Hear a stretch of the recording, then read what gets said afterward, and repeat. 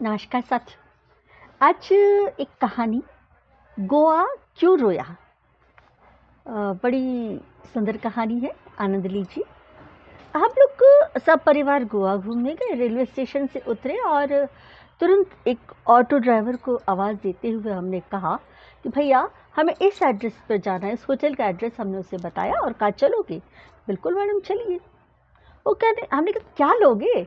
तो कहता मैडम देखिए हम तो मीटर के हिसाब से चार्ज करते हैं, जो मीटर आएगा वो ले लेंगे आपसे। तो मैंने कहा फिर भी कुछ अंदाज़ा तो होगा कितना लगेगा। तो उसने जवाब दिया कि 800-900 के करीब आएगा खर्चा। अरे बाप रे भैया, रीजनेबल बोलो ना। अरे मैडम जी रीजनेबल ही बोला है, जो मीटर के हिसाब से चार्ज लगता है वही ले रहा हूँ मैं। आपने इतनी दूर बुक कराया है तो उस होटल का तो चार्ज इतना ही होगा ना। तो नहीं, वो बहुत बढ़िया होटल है, हमें जाना तो उसी होटल में। तो वो बोलते अरे मैडम जी देखो, आप जिस होटल का एड्रेस बोल रहे हो यहाँ से बहुत दूर है और वहाँ पर श्री राधे ट्रैवल एजेंट की जो बस है उनकी बुकिंग होती है, इसलिए वो लोग वहाँ से आने वाले जो होते हैं बस के यात्री वहाँ ठहरते हैं। रेलवे स्टेशन से आने वाला यात्री वहाँ क्यों जाएगा इतनी दूर। इतना खर्चा तो लगेगा ना मैडम जी। आपने यदि बुक नहीं करवाया हो तो आप यहीं आसपास में कोई देख लीजिए होटल। बुक है क्या पहले बताओ। नहीं हमारी बुकिंग तो नहीं है। तो उसने तुरंत पास का ही कोई चाय की थड़ी थी, वहाँ पे एक टैरिफ कार्ड पड़ा था, वहाँ पे उस एरिया के बहुत सारे होटल्स की डिटेल्स दी हुई थी। मैडम जी छाटो आप अपने हिसाब से और अपने हिसाब से अपना अपनी पॉकेट देखो, अपनी आवश्यकताएं देखो, अपनी सुविधा देखो और बुक करा लो। जहाँ कहोगे वहाँ छोड़ दूंगा। चलो ये भी ठीक है। मैंने उसका टैरिफ कार्ड उठाया और फिर उसको कहा देखो हमको ना ऐसी सुविधाओं वाला चाहिए। अरे मैडम जी इस टैरिफ में देख लो ना, सारी सुविधाएं सब होटल्स में मिल जाएंगी यहाँ पे। ठीक है भाई, हमने मिलकर उस कार्ड को देखा और चुना और हमें लगा रही है तो उस होटल से भी रीजनेबल है। चलो ठीक है यहाँ चलते हैं। उसको पूछा ड्राइवर को फिर यहाँ चलोगे। बिल्कुल, कितने रुपए लोगे यहाँ के। यहाँ तो मैडम ये तो पास में ही है, 80-90 रुपए में ही हो जाएगा आपका काम। ज़्यादा से ज़्यादा 100 रुपये के ऊपर जाएगा, 125 हो जाएगा, इससे ज़्यादा नहीं जाएगा, पास में ही है, ज़्यादा दूर नहीं। चलो छोड़ देता हूँ। चलो ये तो बहुत अच्छी बात है, होटल से भी किराया कम यहाँ लगा और ऑटो का किराया भी यहाँ तो कम। मैं अंदर ही अंदर बहुत खुश हुई और मुझे वो घटना याद आई कि कुछ ही दिनों पहले हम लोग अजमेर भी घूमने गए थे। अजमेर वही जो ब्रह्मा जी और ख्वाजा जी की नगरी कहलाती है। हिंदू मुस्लिम बहुत चाहते हैं वहाँ दोनों ही। और हम ऐसे ही घूमते घूमते वहाँ के सुभाष उद्यान के सामने खड़े थे, बातचीत चल रही थी कि मिसेस जोशी ने ये कहा था कि कभी अजमेर आए तो हमारे घर जरूर आइएगा। हमारा घर ये सुभाष उद्यान के सामने वाली जो गली है सुंदर विलास, उसी में है। अरे पास में ही होगा, चलें। तो साथ में भी हस्बैंड बच्चे, हाँ चलो चलते हैं। ऑटो ड्राइवर खड़ा था पास ही, उससे भी सुन लिया। हाँ हाँ मैडम चलिए, मैं छोड़ देता हूँ। भाई क्या लोगे, बात तो 150 रुपये में, पास में ही है, छोड़ दूंगा। हम भी तुरंत उस गाड़ी में बैठे और उसने हमें यों घुमाया और दिशा परिवर्तन करके उसी गली में घुमा कर वापस से उसी घर में आके छोड़ दिया। हम जहाँ खड़े थे वहीं से सिर्फ रोड क्रॉस करना था सुंदर विलास का, और उससे हमसे 150 रुपये मांग लिए। जानकारी के अभाव में हमें देने पड़े, क्या करते हैं। बहुत बुरा लगा। पर वो सीन यहाँ याद आया कि गोवा को तो किसी धार्मिकता के साथ जोड़ा भी नहीं जाता और कैसे भारतीय हैं हम। वहाँ की ये स्थिति और यहाँ की ये, कि इतना ध्यान रखा जा रहा है आगंतुकों का। खैर फिर हम आगे चले और वहाँ हर चीज़ बहुत प्यारी लग रही थी। वहाँ हम लगभग 7 दिनों तक रहे थे। तो 7 दिनों बाद की बात है, इतना सुंदर दृश्य, समुद्र क्या उछाले मारता था, नीला नीला पानी और बहुत प्यारा लगता था। और सड़कों पे भी पैदल निकल जाओ ना तो एक चीज़ बहुत अच्छी नोट करी कि कभी हमें कोई कीचड़ नहीं लगा, कि एक कीचड़ का एक छींटा नहीं हुआ। जबकि वहाँ बरसात होती रहती थी आए दिन और कीचड़ के छींटे, कोई भी गाड़ी निकले शुभ भर के निकलती थी जैसे हमने और देशों में देखा था। और सब मज़े लेते थे जब कीचड़ उछलता था तब।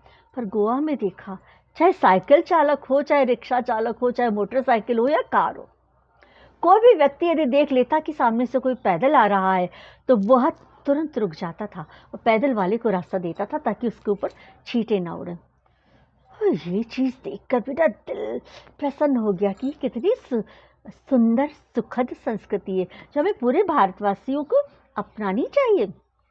मन ही मन में कृतज्ञ फील करी उस गोवा की उस संस्कृति से। तो इसके आगे चले और हमने थोड़ा सा और घूमा, तो हमने एक चीज़ और वहाँ पाई कि वहाँ पे गांव और शहरों के मकानों में कोई अंतर ही नहीं होता था। जैसे अभी हम लोग अपने कहीं भी जाते हैं तो देखते हैं कि गाँव के जो मकान होते हैं वो अलग तरीके के होते हैं, शहरों में जो मकान होते हैं वो अलग तरीके के होते हैं। पर वहाँ मैंने पाया ग्रामीण और शहरों के मकानों में कोई अंतर नहीं, सब में समान सुविधाएं हैं। और इसका पीछे जो प्रमुख कारण है वो यही कि वहाँ पे शिक्षा का प्रसार खूब है। मतलब सच कहूँ तो दिल प्रसन्न हो गया कि शिक्षा इस तरह से प्रसारित हो तो गांव को शहर बनते, शहर को गांव में ढलते और एक दूसरे के साथ सामने पैदा करते, कोई समय नहीं लगता। सच कहूँ ये चीज़ जानकर ना बहुत खुशी हुई। शिक्षा, हर व्यक्ति शिक्षित है वहाँ, तो चाहे वो बर्तन साफ करने वाला मजदूर हो, चाहे किसी साइकिल चलाने वाला रिक्शा हो, हर व्यक्ति वहाँ पे शिक्षित है और उनका जो व्यवहार है वो हमेशा सुशिक्षित रूप में मैंने पाया। तो एक चीज़ और पाई वहाँ पे, जैसे जैसे हम जा रहे थे तो मैंने देखा था कि गांव और शहर के घरों में तो कोई अंतर नहीं था, पर हाँ एक अंतर उनमें था कि वो लोग अपने धर्म को बहुत मानते थे। वहाँ यदि किसी हिंदू का मकान होगा तो तुलसी का चौबारा दिख जाएगा बाहर, किसी मुस्लिम का होगा तो उनका जो अपना धार्मिक चिन्ह होता है वो दिख जाएगा, किसी तुर्की का होगा तो वो दिख जाएगा, किसी एंग्लो, मतलब जिस भी धर्म को मानने वाले लोग हैं उन सभी व्यक्तियों ने अपने घर के बाहर अपने प्रतीक चिन्ह अवश्य छोड़े हुए थे। मुझे ऐसे लगा हम लोग तो महानगरों में रहते रहते अपने प्रतीक चिन्ह को, अपने धर्म को ही शायद भूल गए हैं, क्योंकि हमें अपने शहर में इस तरह के प्रतीक चिन्ह कम नजर आए थे।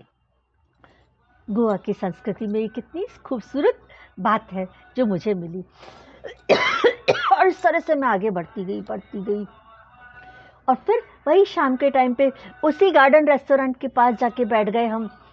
नीला समुंदर देखना ना और बहुत अच्छा लगता है, और उसके जो पकौड़े हैं गर्मा गर्म वो भी बहुत स्वादिष्ट बनाता है वो, गरम गरम चाय के साथ मज़ा आ जाता है। नीला नीला पानी और टेस्टी पकौड़े, मज़ा आ जाता है।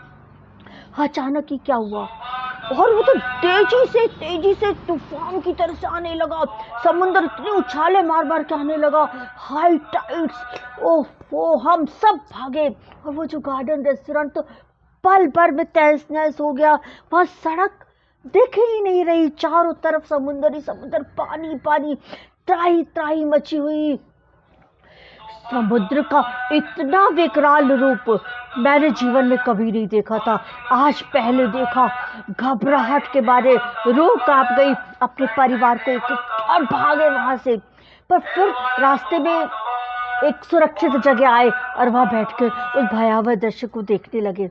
डर तो बहुत लग रहा था, पर दिमाग दौड़ रहा था कि क्यों हुआ ऐसा, हाई टाइड अचानक कैसे आया।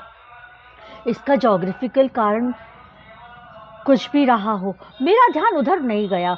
मैं तो मनोविज्ञान की छात्रा हूँ ना, मुझे मनोवैज्ञानिक की कारण याद आ रहा था। मुझे ऐसा लगा कि शायद आज गोवा का ये जो समुद्र है ना, रो रहा है, दहाड़े मार मार के रो रहा है, चिल्ला रहा है।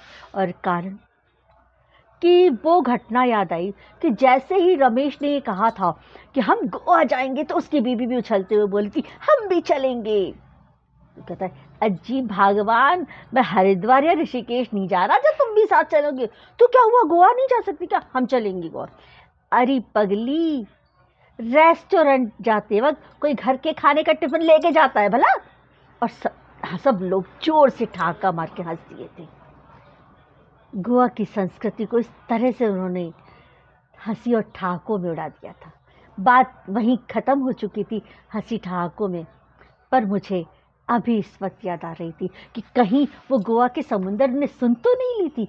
इस वजह से उसको गुस्सा आ रहा था कि मेरी इतनी निर्मल, इतनी सुखद, इतनी अनुकरणीय संस्कृति होते हुए भी लोग मेरी उस चीज़ की बात करते हैं मात्र जो भारतीय अभिशाप के रूप में लेते हैं।